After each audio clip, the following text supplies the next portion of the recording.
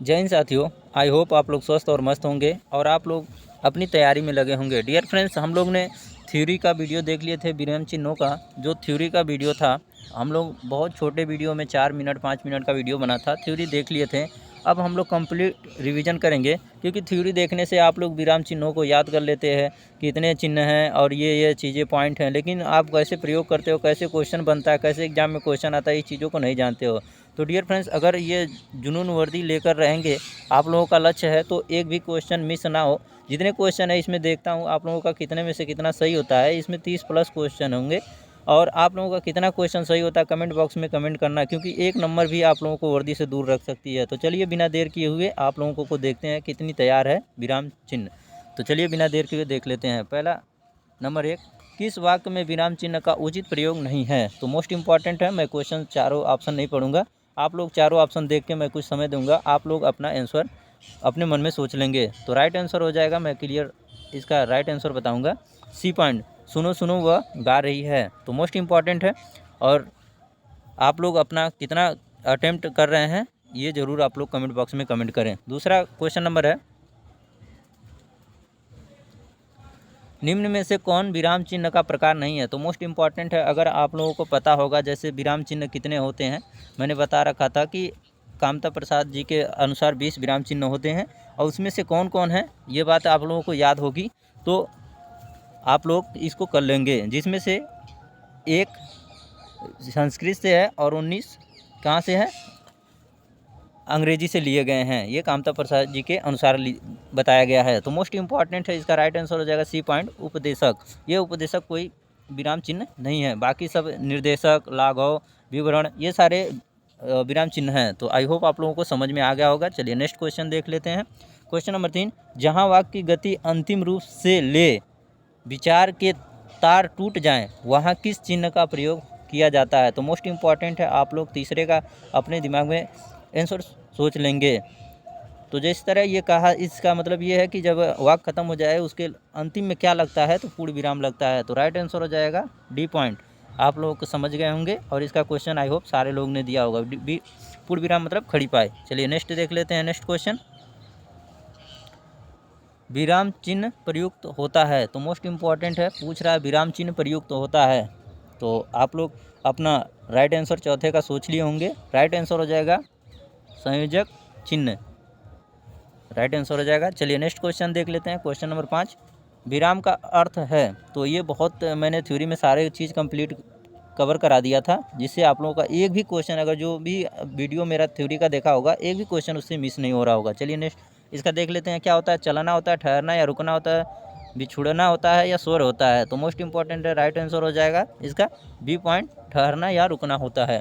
चलिए नेक्स्ट देख लेते हैं। क्वेश्चन नंबर 6, श्री कामता प्रसाद गुरु जी के अनुसार विराम चिन्हों को किस भाषा से लिया हुआ माना जाता है? तो मोस्ट इंपॉर्टेंट है, मैं शुरू में ही बता दिया कि श्री कामता प्रसाद जी के अनुसार हम लोग विराम चिन्हों के 20 कुल 20 मानते हैं ये, और उसमें से एक जो है संस्कृत से और 19 जो अंग्रेजी से लिए गए हैं ये मानते हैं। तो आप लोग इसका राइट आंसर सोच लिए होंगे, बी। चलिए नेक्स्ट क्वेश्चन देख लेते हैं। और अगर डियर फ्रेंड्स ये वीडियो आप लोगों को यूजफुल लगे तो अपने दोस्तों में ज़रूर से ज़रूर शेयर करें, वीडियो को लाइक सब्सक्राइब शेयर करें। चलिए नेक्स्ट क्वेश्चन नंबर 7 देख लेते हैं। श्री कामता प्रसाद जी के अनुसार विराम चिन्हों की संख्या है, तो आप लोग देखते ही ट्रिक कर दिया होगा 20। चलिए नेक्स्ट क्वेश्चन देख लेते हैं। क्वेश्चन नंबर 8, निम्नलिखित में से अल्प विराम का कौन सा चिन्ह है? तो मोस्ट इंपॉर्टेंट है, जो साथी वीडियो देखे होंगे थ्योरी का वो तुरंत कर दिए होंगे। क्या होगा? ए पॉइंट, अल्प विराम। चलिए नेक्स्ट देख लेते हैं। क्वेश्चन नंबर 8 पूरा हो गया। चलिए नेक्स्ट देख लेते हैं। क्वेश्चन नंबर 9, आशीष राहुल राजा शुक्ल और वैभव अपने कार्य में संलग्न हैं, इस वाक्य में उचित विराम चिन्ह है? तो मोस्ट इंपॉर्टेंट है, क्वेश्चन नंबर 9 का राइट आंसर हो जाएगा ए पॉइंट, अल्प विराम। तो कुछ इंपॉर्टेंट पॉइंट देख लेते हैं।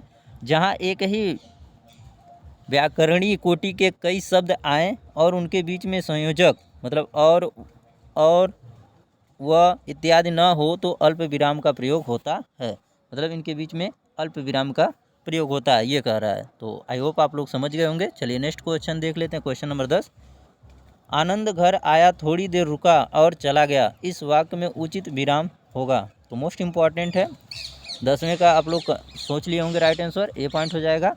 अल्प विराम, इसके बारे में कुछ देख लेते हैं। जहाँ 2 से अधिक वाक्यांश आए पर उनके बीच संयोजक न हो तो अल्प विराम चिन्ह का प्रयोग होता है। जैसे आनंद घर आया, यहाँ देखिए अल्प विराम का प्रयोग हुआ है। थोड़ी देर रुका और चला गया, तो मोस्ट इम्पॉर्टेंट है।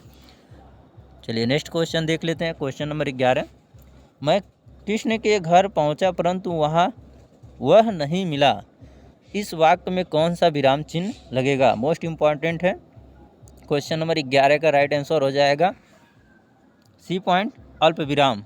तो मोस्ट इम्पॉर्टेंट है, आप लोग समझ गए होंगे। इसमें देख लेते हैं।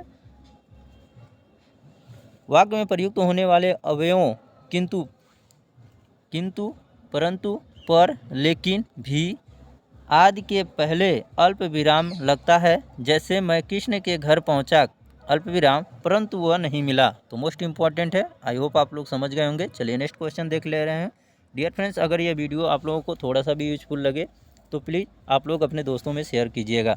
चलिए नेक्स्ट क्वेश्चन देख लेते हैं। क्वेश्चन नंबर 12, समानाधिकरण शब्दों के मध्य में किस विराम चिन्ह का प्रयोग होता है? तो मोस्ट इम्पॉर्टेंट है। क्वेश्चन नंबर 12 का राइट आंसर हो जाएगा बी पॉइंट।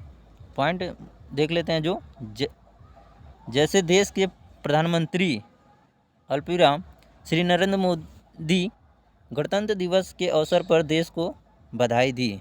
तो मोस्ट इम्पॉर्टेंट है। चलिए नेक्स्ट है। इस तरह के क्वेश्चन बना के पूछेंगे, अगर आप लोगों को समझ में आ जाएगा। ये सारे थ्योरी अगर देखे होंगे तो सारे के सारे क्वेश्चन अटेम्प्ट कर लिए होंगे। चलिए नेक्स्ट देख लेते हैं। क्वेश्चन नंबर 13, वाक्य में जब एक ही प्रकार की कई संज्ञाएं आए तो उनके बीच किस प्रकार का विराम चिन्ह लगता है? तो संज्ञा आप समझते हैं, संज्ञा किसे कहते हैं? संज्ञा पढ़े होंगे। अगर नहीं पढ़े हैं तो इसका भी शॉर्ट वीडियो लाऊंगा मैं, आप लोगों को सारे क्लियर कर दूंगा। तो मोस्ट इम्पॉर्टेंट है। क्वेश्चन नंबर 13 का आप लोग आंसर कर दिए होंगे, बी पॉइंट, अल्प विराम। चलिए नेक्स्ट देख लेते हैं। क्वेश्चन नंबर 14 देख लेते हैं। छंदों में एक चरण की समाप्ति पर किस विराम चिन्ह का प्रयोग होता है? तो मोस्ट इम्पॉर्टेंट है। 14 नंबर का राइट आंसर हो जाएगा ए पॉइंट। छंदों में जब एक चरण समाप्त हो जाता है तो वहाँ किस विराम चिन्ह का लगता है? तो अल्प विराम का लगता है। तो चलिए नेक्स्ट क्वेश्चन देख लेते हैं। क्वेश्चन नंबर 15, रामू जो बड़ा अच्छा खिलाड़ी है, कल उसकी टांग टूट गई। वो वाक्य में उस उचित विराम का प्रयोग करें।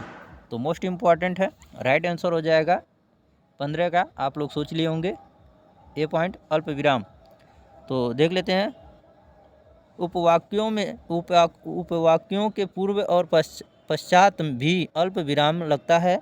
रामू जो बड़ा अच्छा खिलाड़ी है, अल्प विराम, कल उसकी टांग टूट गई। तो मोस्ट इम्पॉर्टेंट है, ऐसे होना चाहिए वाक्य। चलिए नेक्स्ट क्वेश्चन देख लेते हैं। क्वेश्चन नंबर 16, जाना है तो जल्दी जाओ, वाक्य में उचित विराम का प्रयोग करें। तो मोस्ट इम्पॉर्टेंट है। क्वेश्चन नंबर 16 का आप लोग आंसर करेंगे। तो राइट आंसर हो जाएगा ए पॉइंट, अल्प विराम। जो ऐसे कामा होता है अल्प विराम होता है। तो देख लेते हैं। जाना है कामा तो जल्दी जाओ, वाक्य खंडों के बाद भी अल्प विराम लगता है। जिसके बाद आप देख सकते हैं, इसको हटा देता हूँ। जिसके बाद लगने वाले तो कामा, तब कामा, व आदि लोप हो जाता है। तो मोस्ट इम्पॉर्टेंट है। चलिए नेक्स्ट क्वेश्चन देख लेते हैं। क्वेश्चन नंबर 17, इसका आप लोग कमेंट बॉक्स में कमेंट कीजिएगा। माँ मेरा कल्याण करो, वाक्य में उचित विराम का प्रयोग करें। तो मोस्ट इम्पॉर्टेंट है। क्वेश्चन नंबर 17 का ये भी राइट आंसर हो जाएगा, ए पॉइंट, अल्प विराम है। माँ मेरा कल्याण करो, ऐसे वाक्यों में हाँ का अल्प विराम नहीं, अल्प विराम अच्छा तथा संबोधन कारक के बाद अल्प विराम लगता है। तो मोस्ट इम्पॉर्टेंट है। चलिए नेक्स्ट क्वेश्चन देख लेते हैं। क्वेश्चन नंबर 18, जब वाक्य 18 नंबर देख लेते हैं। जब वाक्य में एक समान अधिकरण का प्रयोग होता है तो किस विराम चिन्ह का प्रयोग होता है? तो मोस्ट इम्पॉर्टेंट है। क्वेश्चन नंबर 18 का राइट आंसर हो जाएगा, यहाँ अल्प विराम नहीं होगा, यहाँ अर्ध विराम होगा। तो अर्ध विराम एक बूंदी और कामा होता है। तो आई होप आप लोग जानते होंगे। वीडियो देखे होंगे तो। चलिए नेक्स्ट देख लेते हैं। क्वेश्चन नंबर 19, मिश्रित तथा संयुक्त वाक्यों में विरोध का भाव प्रकट करने के लिए किस विराम चिन्ह का प्रयोग किया जाता है? तो मोस्ट इम्पॉर्टेंट है। तो क्वेश्चन नंबर 19 का राइट आंसर आप बताएंगे। राइट आंसर हो जाएगा ए पॉइंट अर्धविराम। चलिए नेक्स्ट क्वेश्चन देख लेते हैं। क्वेश्चन नंबर 20 देख लेते हैं। करणवाचक क्रिया विशेषण में किस प्रकार का विराम चिन्ह का प्रयोग किया जाता है? तो मोस्ट इम्पॉर्टेंट है, आप लोग सोच लिए होंगे। क्वेश्चन नंबर 20 का राइट आंसर हो जाएगा डी पॉइंट अर्धविराम। चलिए नेक्स्ट देख लेते हैं। क्वेश्चन नंबर 21, पूर्ण विराम का प्रयोग किया जाता है वाक्य के आरंभ में, वाक्य के अंत में, वाक्य के मध्य में, इनमें से कोई नहीं। तो मोस्ट इम्पॉर्टेंट है, आप लोग इसका कमेंट बॉक्स में आंसर कीजिएगा। इसको मैं नहीं बताऊंगा, क्योंकि अगर ये नहीं बता पाए तो आप लोग शायद इसको, इस वीडियो को देखने से कोई मतलब नहीं, आप लोगों को थ्योरी देखना है। क्योंकि अगर वर्दी लेने का जुनून है तो दोस्तों इसका आंसर हर किसी साथियों को आना चाहिए। चलिए नेक्स्ट, इसको छोड़ दे रहा हूँ मैं। नेक्स्ट क्वेश्चन देखेंगे। क्वेश्चन नंबर 22, किस वाक्य में पूर्ण विराम चिन्ह का प्रयोग नहीं किया गया है? तो मोस्ट इम्पॉर्टेंट है, क्वेश्चन नंबर 22 का आप लोग आंसर देंगे। राइट आंसर हो जाएगा डी पॉइंट छंदों के एक चरण की समाप्ति पर। चलिए नेक्स्ट क्वेश्चन देख लेते हैं। क्वेश्चन नंबर 23, तुम कब आओगे इस वाक्य में उचित विराम का प्रयोग करें। क्वेश्चन नंबर 23 का राइट आंसर आप लोग सोच लेंगे। तो तुम कब आओगे का कब, क्यों, कैसे, तो ये क्या है? प्रश्नवाचक चिन्ह, जो ऐसे होता है, आप लोग देखे होंगे। चलिए नेक्स्ट क्वेश्चन देख लेते हैं। क्वेश्चन नंबर 24, आहा तुम्हें पाकर कितना आनंद आ रहा है, वाक्य में उचित विराम चिन्ह का प्रयोग करें। तो मोस्ट इम्पॉर्टेंट है, इसका 24 का राइट आंसर आप लोग अपने मन में सोच लिए होंगे। तो राइट आंसर हो जाएगा बी पॉइंट बीच में यादि बोधक। बीच में आदि बोधक, जैसे एक पाई खड़ा करके और नीचे एक बिंदु कर देते हैं, बीच में आदि बोधक होता है। तो चलिए नेक्स्ट देख लेते हैं। क्वेश्चन नंबर 25, कबीर वाणी के डिक्टेटर थे, इस वाक्य में किस विराम चिन्ह का प्रयोग हुआ है? तो मोस्ट इम्पॉर्टेंट है, 25 नंबर का आप लोग राइट आंसर सोच लिए होंगे। राइट आंसर हो जाएगा ए पॉइंट। चलिए नेक्स्ट क्वेश्चन देख लेते हैं। क्वेश्चन नंबर 26, संयोजक चिन्ह को किस अन्य नाम से जाना जाता है? तो मोस्ट इम्पॉर्टेंट है, मैंने बताया था एक के कई नाम होते हैं। मैंने बताया था जिसके एक के कई नाम होते हैं उनको याद करना, क्योंकि वही क्वेश्चन आप लोगों से पूछे जाते हैं। तो 26 नंबर का राइट आंसर हो जाएगा ए पॉइंट समासिक चिन्ह। चलिए नेक्स्ट क्वेश्चन देख लेते हैं। क्वेश्चन नंबर 27, भूल सुधारने अथवा शब्द में किसी त्रुटि को सही दिखाने के लिए किस कोष्ठक का प्रयोग किया जाता है? तो मोस्ट इम्पॉर्टेंट है। तो डियर फ्रेंड्स, इसका आंसर तो आप लोगों को आना ही चाहिए 27 नंबर का। तो राइट आंसर हो जाएगा बी पॉइंट।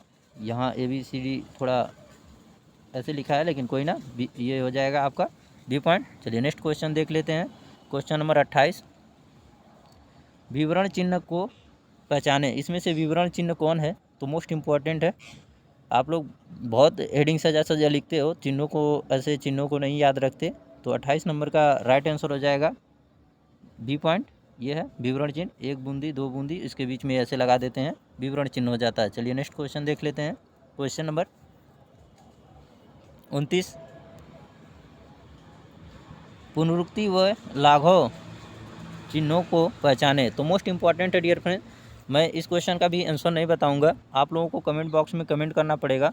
अगर आप लोगों को वीडियो थोड़ा सा भी यूजफुल लगे तो अपने दोस्तों में शेयर ज़रूर कीजिएगा, अपने साथियों में शेयर कीजिएगा, जिससे उनको भी, जो इनको वर्दी का जुनून है कि वर्दी मैं इस साल लेके रहूँगा, इस साल नौकरी लेके रहूँगा, तो उनको भी शेयर कीजिएगा, जिससे उनको एक भी कोई टॉपिक उनका ना छूटे। तो डियर फ्रेंड, चैनल को सब्सक्राइब कर लो, दोस्तों में शेयर कर दो और इसका कमेंट बॉक्स में आंसर कर दो। जय हिंद साथियों, मिलते हैं नेक्स्ट वीडियो में। आज के लिए बस इतना ही।